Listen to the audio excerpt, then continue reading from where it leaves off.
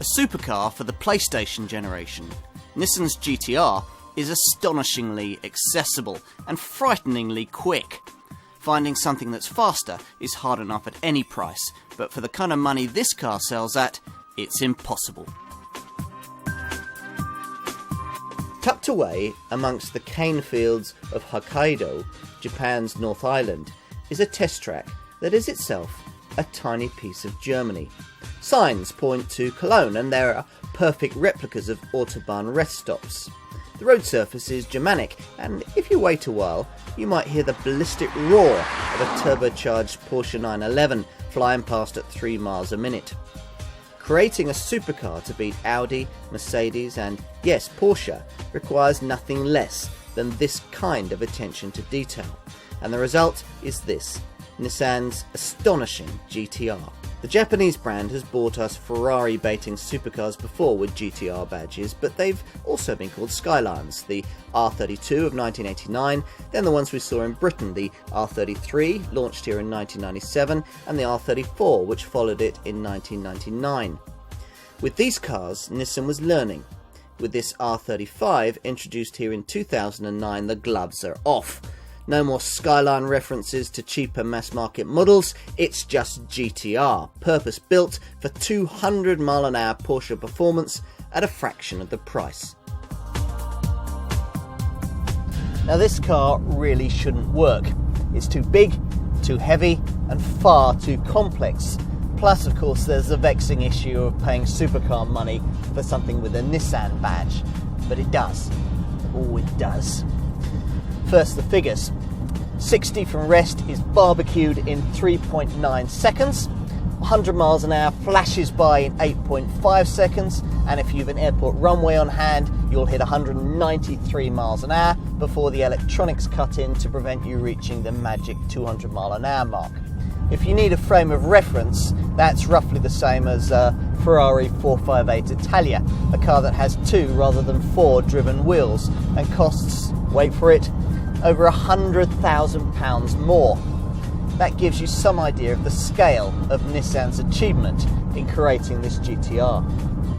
Under the bonnet sits a thundering hand-built 478 brake horsepower twin-turbo V6 driving all 4 wheels via a twin-clutch 6-speed semi-automatic gearbox, which uses these leather-fringed steering wheel paddles for lightning-quick 0.2 second changes.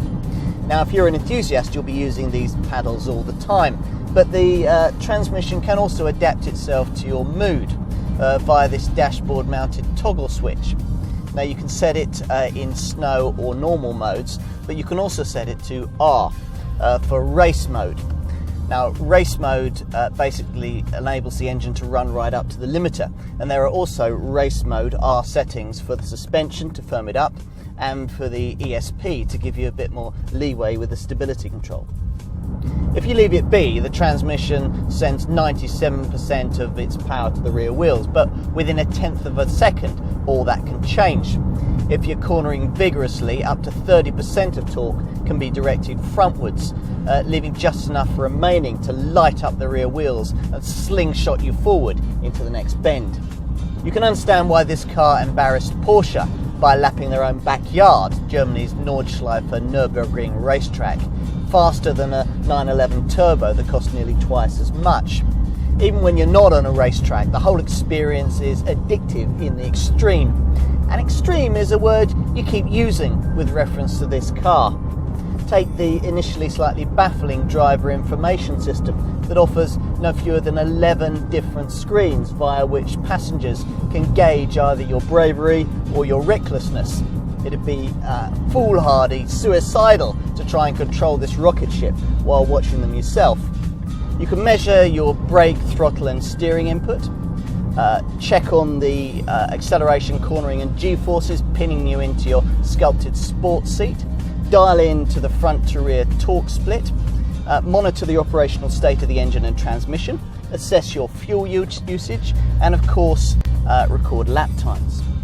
It all reminds you of a PlayStation. No coincidence, since Sony were involved in this GT-R's development.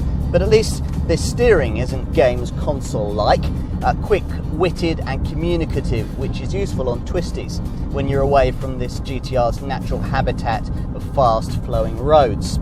The brakes are suitably awesome too, stopping this 1,775 kilogram hot rod dead from 70 miles an hour in just 40.9 metres. The ride isn't as stiff as I was expecting either, and you can tailor its tautness via this dash-mounted switch. And refinement? Well, the thundering engine certainly makes its presence felt, but not to the point where you'd be shy to take this car on a cross-continental journey. But that would be a waste of its talents. It's a supercar accessible to almost anyone, yet rewarding enough for the most demanding enthusiast. It's an astonishing achievement. There's nothing subtle about this shape, certainly not Italian, German or American, in every way the definitive Japanese supercar for the Xbox generation. It's an interesting approach given that Nissan started with a clean sheet of paper, for this is the very first GT-R not based on a mass market vehicle. The muscular body structure with its perfect 50-50 weight distribution drapes a body structure variously made up of carbon fibre, aluminium and steel that's slipperier than you might think, the 0.27 CD drag factor matching that of a sleek Toyota Prius. It might not be pretty, but purposeful? Oh yes. Just watch the dawdlers scuttle out of your way. This uncompromising approach continues inside. Instead of trying to copy the Europeans, Nissan has stuck to what it knows, which means heavy use of metal plastic. No fancy design themes, but a maze of apparently haphazard but actually logically placed rectangles, circles and squares, though the contra-rotating speedometer and rev counter dials take a bit of getting used to. You'll need to spend ages with the handbook first. There are no fewer than 11 buttons on the steering wheel alone, but once familiarity dawns, it all works well enough. And the sport seats are brilliant, adjusting amply like the steering wheel for both reach and rake. Build quality is actually very good. The leather's well finished and there are even some switches that look as if they've been lifted from an Audi R8. The rear offers seats that even Nissan admits are best left to kids. Those adults banished to the rear are virtually clamped into place by the rear screen above their heads. Still, there's more space back here than you'd find in a 911. And more boot room too, the 315 litres on offer being nearly 3 times as much. Now, is the best value car Nissan makes a £6,000 Pixo or this £60,000 GT-R? Well, I'd argue for this car, or at least I would if I could afford it. It's difficult to think of another model on the market that's almost half the cost of the cars it competes against. It can't possibly make a meaningful profit for its makers, not only because of the pricing, but because it shares barely a single component with any other Nissan. The Jaguar XKs and Mercedes SLs that are similar money aren't remotely in the same performance league, while the cars that are cost £40,000 more. That's if you want a Porsche 911 Turbo or an Audi R8 V10, or £110,000 more for a Ferrari 458 Italia.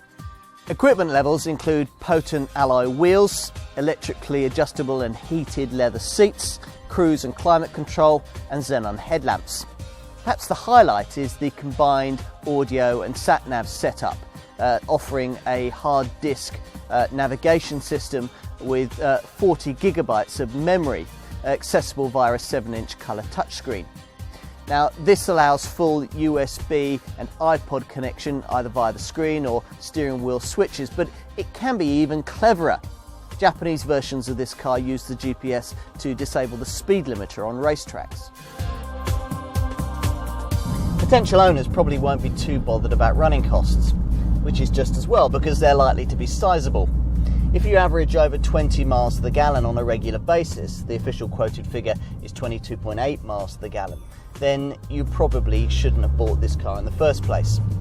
CO2 emissions, 295 grams per kilometre is the return, and that places this car in, of course, the highest company car tax bracket. Plus you'll need an understanding broker to give you a good quote on Group 20 cover. Tyre wear will probably be high, and specialist servicing will be needed every 6,000 miles. At least there's a 3-year 60,000 mile warranty. To Depreciation, well, that won't be up to Porsche 911 levels, but it should be pretty good as long as Nissan keeps the number of cars that it imports to exclusive levels and honours the promise that its technical boffins have made of a tamper-proof ECU unit to dissuade aftermarket tuning. You buy a GT-R for what it can do, not for what it represents. And this 478 brake horsepower monster of a supercar does incredible things. Other exotic brands promise this, but require Formula 1 style driving skill to realise the potential on offer. In contrast, this Nissan is accessible to almost all, with an empty road, a racetrack and a petrol-fuelled personality. In short, an exhilarating redefinition of what supercar motoring should be, priced within reach of those who really, really want one. Drive one and you really, really will. Let the badge snobs sneer. Germany has its Porsche 911, the US has its Corvette, but in the GT-R, Japan has its own performance legend.